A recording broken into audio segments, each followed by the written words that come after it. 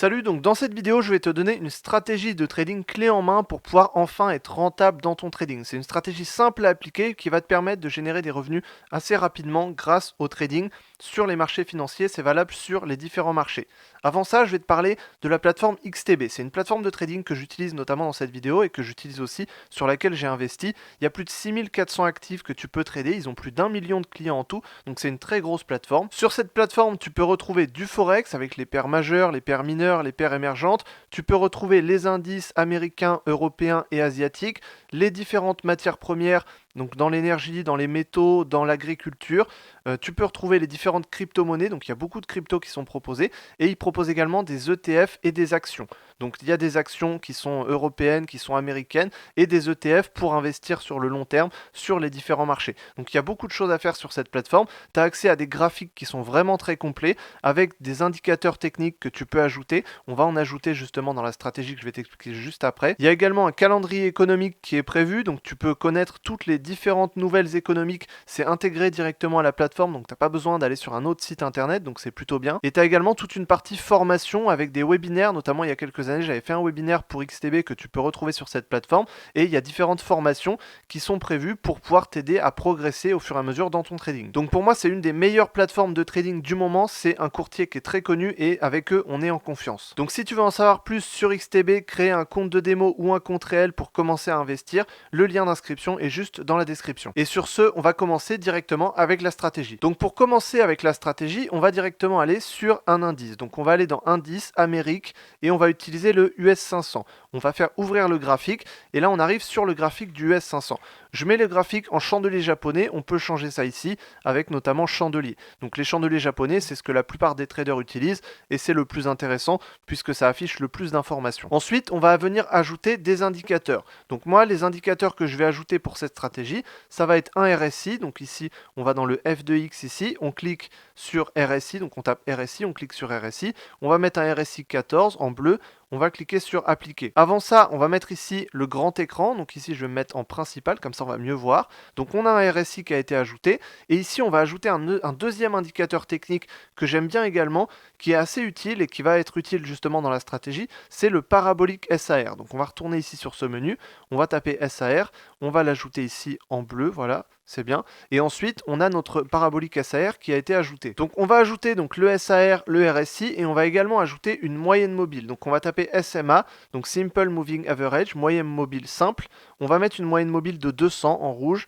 Voilà, et on va l'appliquer. La moyenne mobile, ça va nous permettre d'avoir une tendance à long terme, de pouvoir voir directement la tendance sans forcément regarder le graphique. Donc ça va être beaucoup plus facile. Donc avant de commencer à travailler directement sur les indicateurs techniques, il faut déjà faire un petit tour au niveau de l'analyse technique simple. Donc l'analyse technique simple, c'est utiliser les chandeliers japonais, utiliser des niveaux de support, de résistance, des droites de tendance qui vont nous être utiles pour pouvoir ensuite faire du trading et détecter des opportunités. Donc le but, c'est de détecter les opportunités pour pouvoir ensuite les prendre, trader et du coup être rentable dans ses investissements. Donc pour ça, il faut déjà connaître les bases de l'analyse technique. Donc on va commencer par les supports et résistances. Les supports et résistances, on va aller ici dans le menu à gauche et on va utiliser ligne horizontale. C'est des lignes horizontales qui vont définir des niveaux sur lesquels le prix a rebondi. Plus le prix a rebondi un nombre de fois important sur un niveau et plus ce niveau va être important. Donc là par exemple, si on regarde sur ce graphique, on va essayer de trouver des niveaux de résistance, donc de support et de résistance qui vont être intéressants. Souvent ça peut correspondre à des chiffres ronds.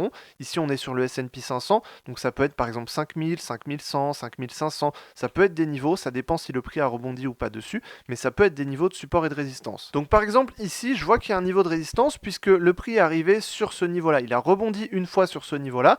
Ensuite, le prix a fluctué juste en dessous. Il a rebondi une deuxième fois et ensuite, le prix a cassé ce niveau-là. Il a rebondi à nouveau dessus ici, on le voit. Et ensuite, il est reparti à la hausse. Donc ce niveau-là a 3 points de contact. On a ce point-là, ce point-là et ce point-là. Donc c'est un niveau important. On a une cassure de ce niveau, c'est-à-dire que le support ou la résistance va faire office comme un plafond ou un sol. C'est-à-dire que le prix va arriver sur ce niveau-là, il va rebondir, il va rester entre deux niveaux. Donc par exemple ici, on a un niveau de résistance, mais on a aussi un niveau de support, notamment par ici. Donc ici, on a un niveau de support, le prix a rebondi ici une fois, il a rebondi ensuite ici une fois, ici on n'est pas très loin.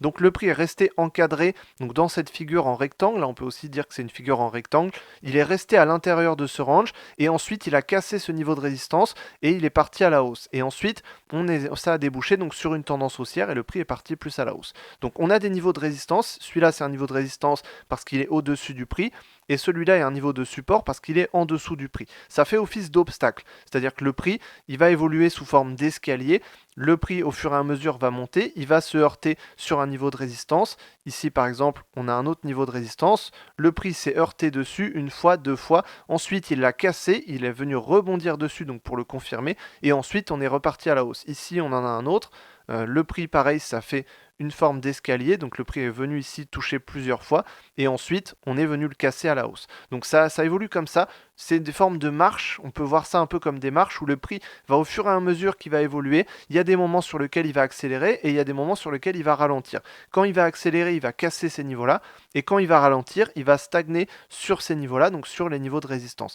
Ici on est sur une tendance haussière, donc le prix part à la hausse. Donc ici ça va plutôt être des résistances qu'on va trouver, mais quand le prix est au-dessus, bah, le niveau de support fait office donc de niveau de support, et si le prix descend, bah, il va potentiellement venir se reposer sur ce niveau de support et il peut le casser à la baisse. C'est le cas notamment si on prend des actifs baissiers comme l'euro-dollar ou comme d'autres actifs.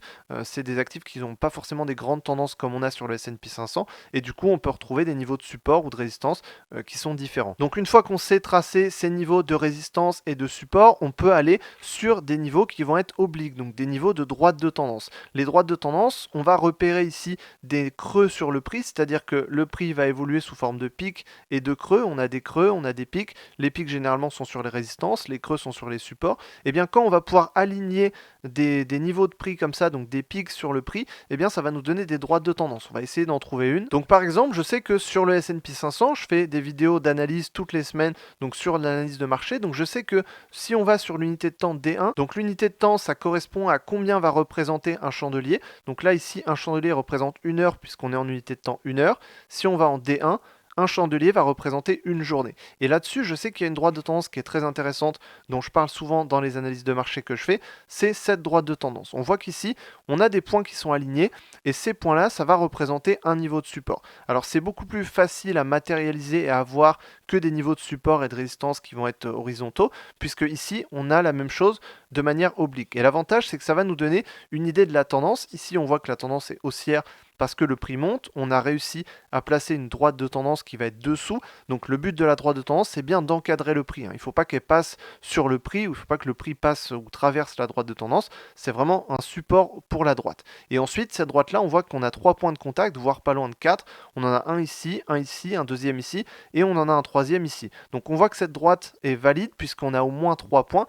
Et ici, le prix rebondit plus de 3 fois dessus. Ensuite, cette droite, donc elle est assez récente, puisqu'on voit que l'avantage d'utiliser cette droite, c'est qu'on sait que si le prix va descendre, bah, il va potentiellement rebondir sur cette droite et potentiellement rebondir et repartir à la hausse. Il faut savoir que la plupart du temps, quand on a des droites de tendance, des supports ou des résistances, le prix va plutôt rebondir dessus plutôt que de la casser. Ça arrive qu'on le casse comme on a vu tout à l'heure, mais la plupart du temps, le prix va rebondir dessus. Surtout quand c'est une droite qui est vraiment valide avec plusieurs points de contact et qui est valable depuis plusieurs mois ou plusieurs années. Donc là, ici, on voit que cette droite, c'est le cas. Donc on sait que si le prix vient ici aux alentours des 5400, 5500, il y a plus de chances qu'il rebondisse sur cette droite-là et donc qu'il repartent sur une tendance haussière et qu'il repartent à la hausse. Donc la première étape quand on fait une analyse, c'est de mettre ses supports et résistances. La deuxième étape, c'est de venir trouver des droites de tendance qui vont nous être utiles pour pouvoir trader. Donc bien sûr, des droites de tendance, on peut en trouver plusieurs, notamment ici, on peut en trouver une autre. Donc là, par exemple, on a une droite de tendance qui est plutôt bien tracée, on a beaucoup de points de contact, on a 1, 2, 3, 4, ici 5, 6 points de contact. Ensuite, cette droite a été cassée et ensuite on est revenu se reposer sur une autre droite ici. Donc à ce moment-là, elle n'était pas encore validée, mais elle a été validée peu de temps après. Donc ici, on a une autre droite de tendance. On peut en trouver d'autres sur le graphique, notamment ici, on en a une assez récente. Donc celle-ci est plutôt récente. On a plusieurs points de contact. On a 3 points de contact, donc un ici et un autre point ici. Cette droite a été cassée. Si on va en H1, on la voit plus en détail d'ailleurs, mais celle-là a été cassée. Donc on a eu ici une tendance haussière qui ensuite a été cassée. Et ensuite, la prochaine droite qui fait office de support, c'est celle-ci. Et ensuite, on a bien sûr des niveaux de support intermédiaires qui vont être horizontaux. D'ailleurs, petite astuce, si tu as du mal à repérer les creux et les sommets, puisqu'on voit qu'ici, les droites de tendance s'alignent sur les creux. Si on a une tendance baissière, on aligne les sommets, bien sûr. Si tu as du mal à repérer ces niveaux de creux et de sommets, tu peux ajouter un indicateur qui s'appelle indicateur zigzag. Donc pour l'avoir ici, il faut taper ZZ, indicateur zigzag, et ça va nous permettre de nous montrer directement quels sont les creux et les sommets qui sont importants pour pouvoir tracer nos niveaux de support de résistance et de droite de tendance. Donc ici, je vais ajouter l'indicateur zigzag, je vais le mettre en rouge, et ensuite, on va pouvoir le voir. Je vais mettre une épaisseur ici pour qu'on puisse bien le voir. Donc avec l'indicateur zigzag, ça nous donne ici les droites qu'on voit en rouge, et ça nous permet de repérer un peu les creux et sommets. Donc si on regarde ici, on voit qu'il matérialise les différents creux et sommets qu'on a sur le prix.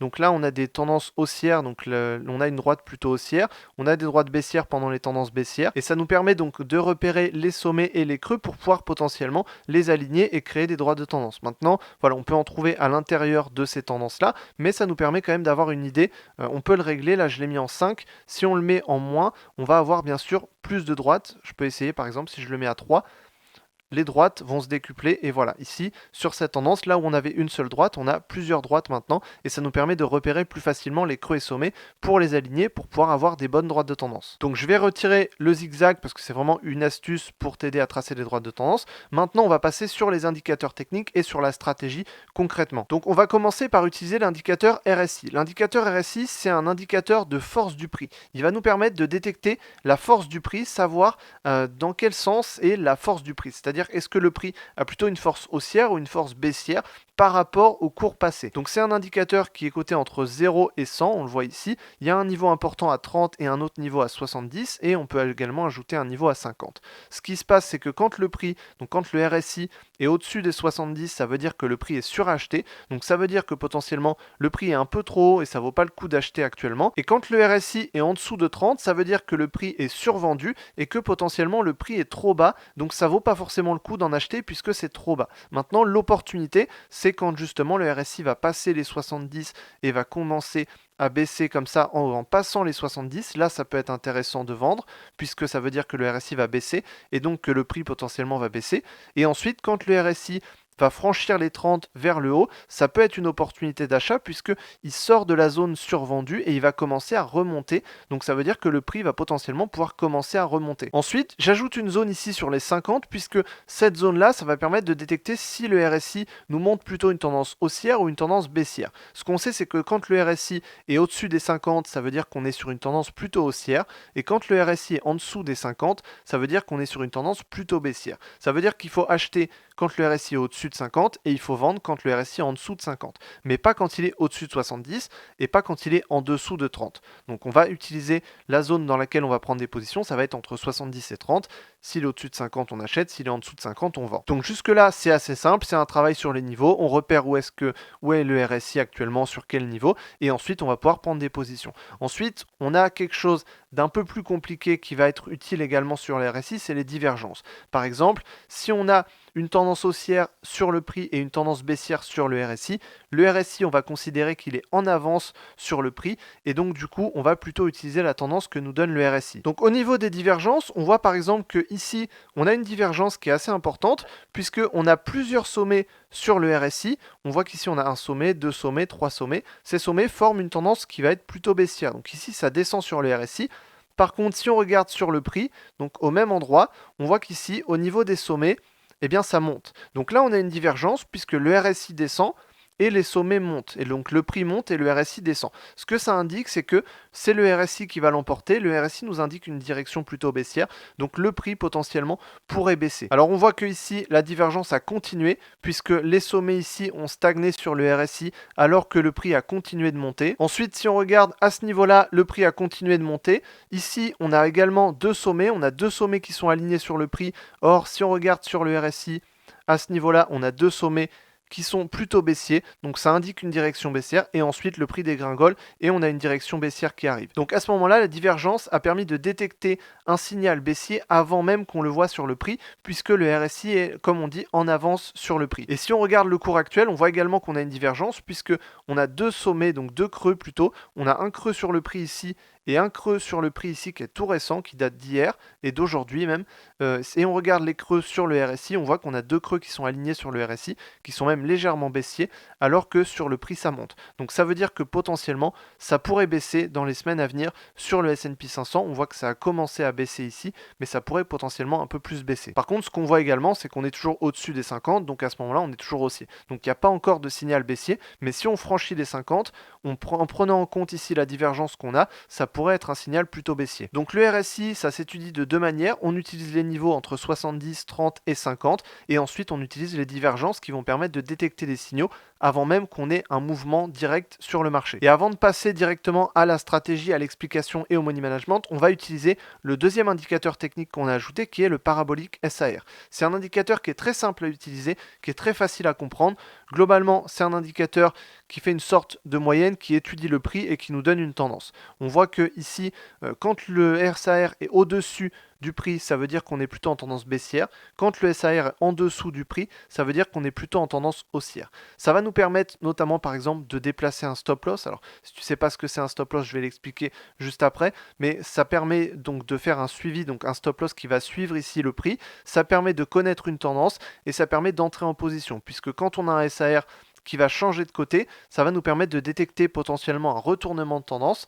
À ce moment-là, au moment où ça va changer, ici le SAR est par exemple au-dessus du prix, à un moment ça va changer, le SAR va passer en dessous du prix et donc c'est potentiellement intéressant d'acheter à ce moment-là pour pouvoir ensuite suivre la tendance que nous indique ensuite le SAR. Si on prend le SAR combiné au RSI, combiné à la moyenne mobile qui nous indique une tendance qui monte, plus les supports résistances qu'on a tracés, plus les droites de tendance, ça va nous permettre d'avoir une bonne stratégie de trading qui va être assez étoffée.